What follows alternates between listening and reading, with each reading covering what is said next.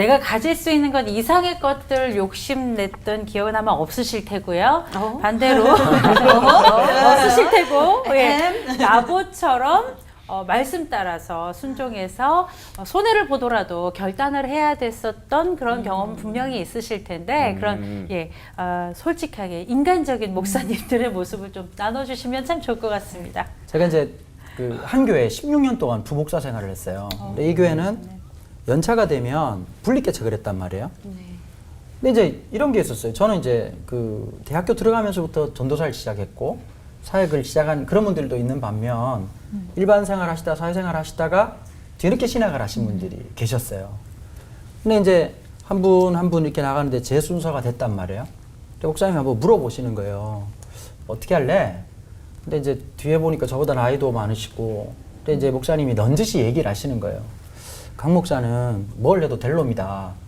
물론 전 안 믿었지만 근데 이제 그때 이제 마음속에 조금도 그런 마음 안 들고 그렇게 하시는 게 좋겠다라고 생각을 했거든요. 근데 지나보고 나니까 그게 너무 하나님 앞에 잘했다는 생각이 드는 거예요. 내가 순서를 정하는 게 아니라 하나님이 정하신다라고 하는 인식 그게 굉장히 중요할 것 같고요. 또 이제 자폭을 하자면 아합 같은 데가 많거든요.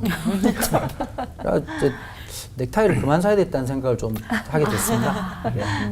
제가 이제 신학대학원을 들어가야 되는데 굉장히 가난해서 뭐 등록금도 없고 이럴 때 교회에서 전액장학금 제도를 처음 만들었어요. 그래서 갔어요. 그런데 한 학기를 하고 그다음에 2학기 정도 되니까 이제 교육전사로 나가야 되잖아요. 그래서 다른 교회를 교육전사로 가니까 저에게 장학금을 대줬던 우리 고향교회에서 다른 교회 교육전사까지 우리가 해줄 수는 없지 않냐. 그래서 끊었어요, 갑자기.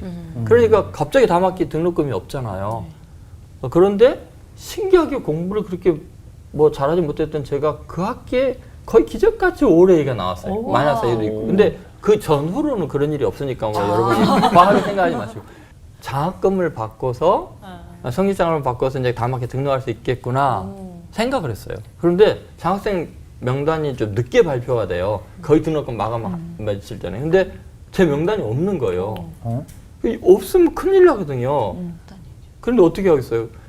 이제 장학위원실에 찾아갔더니 다 뒤져보라고 서류를 제출하지 않았지 않냐. 그래서 신청서 했습니다. 그랬더니 그럼 찾아보래요. 캐비넷을 넣으니까 이만큼 몇 년께 쌓였는데 찾아보라는 거예요. 그래서 종일 왜냐면 그 다음 학기에 등록할 수 있냐며 결정하니까 종일 땀을 비워드시면서 찾았거든요. 없는 거예요. 근데 가만 생각해보니까 야 이렇게 행정이 복잡하고 일이 많으면 이분들이 실수도 할 수 있겠구나. 그리고서 찾아도 없네요. 근데 잘 알겠습니다 하고 돌아갔어요. 그럼 며칠이 지났는데 뭐 학교에 난리가 났어요. 막 나만 그런 게 아니라 한 7명 정도가 그렇게 빠진 거예요. 행정에 미스가 난 거예요. 그러니까 이 사람들이 막 데모라고 대자붙이고 뭐 막 그랬나 봐요. 근데 저는 이제 그때 이 사람들이 얼마나 바쁘면 그랬을까 하고서 뭐 하나님께서 한 학기 쉬면서 읽고 싶은 책이나 읽고 다음에 알바해서 이제 모아서 하면 되지 이런 생각으로 뭐 고생 많으십니다 하고 인사를 정중하게 왔는데 나머지 분들이 막 가서 데모를 하고 난리를 한 거예요. 그런데 얼마 있다가 집에 왔는데 그 남동생이 이거 이광순 교수님이란 분이 전화가 왔는데 빨리 그 좀 들리라 그런다고. 그래서 갔더니 교수님이 하신 말씀이 왜 등록을 못했냐. 그래서 뭐 선교 부전공으로 신청하는 학생 중에 이제 성적이 가장 높은데 왜 등록을 못했냐. 그래서 사실은 이런 일이 있었습니다. 했더니 걱정하지 말고 그러면 영락교에서 등록금의 70%를 대주는 장학금을 저희가 대줄 수 있는데 30%는 구할 수 있겠냐 해서 그렇죠. 그리고 나오면서 막 너무 감동을 해가지고 하나님께서 또 유명한 교수님하고 나를 알게 하시려고 이랬나 보다 막 감동을 했어요. 집에 갔는데 집으로 전화가 왔다는 거예요. 동생이 내일 빨리 장학위원실로 오라고 그래서 장학위원실로 갔더니 그 부장님이 저를 앉혀놓고 하는 말이 영락교에서 3년 전액 장학생을 급하게 한 명 뽑아달라 그랬대요.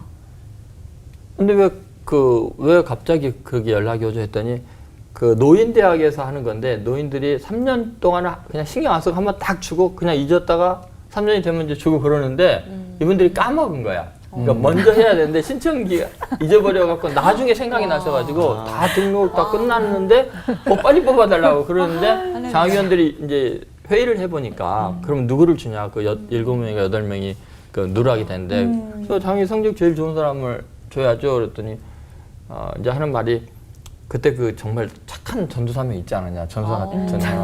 다른 사람들 다 난리였는데 혼자서 아유 고생하십니다. 욕먹을 짓을 해야 제가.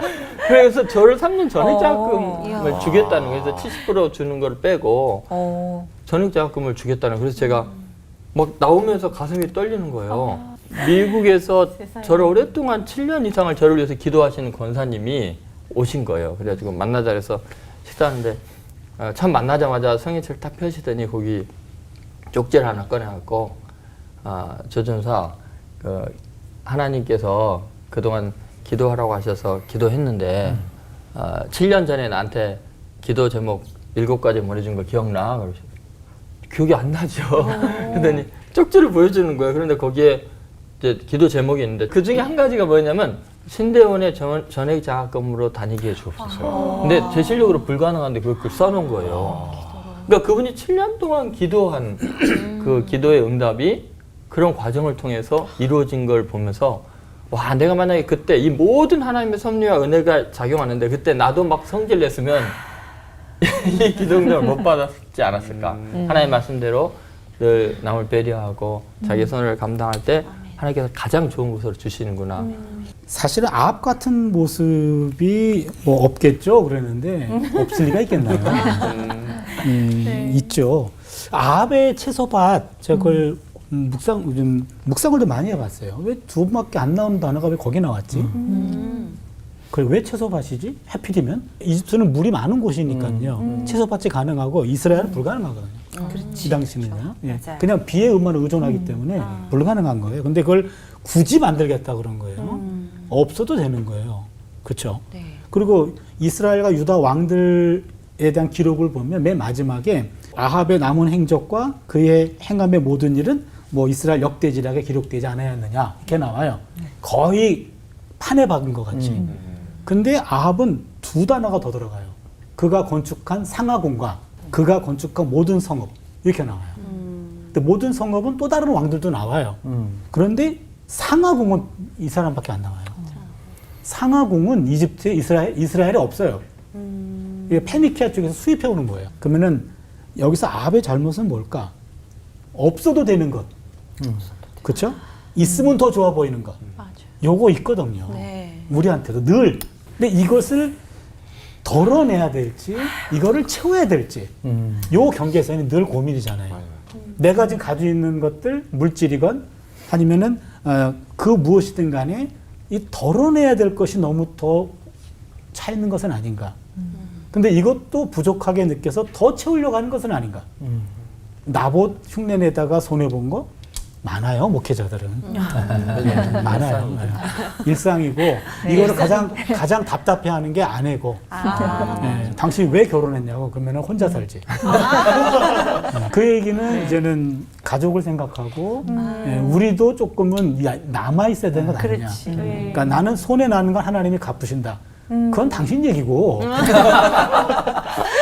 그래서 이런 거는 많이 있는 것 같아요.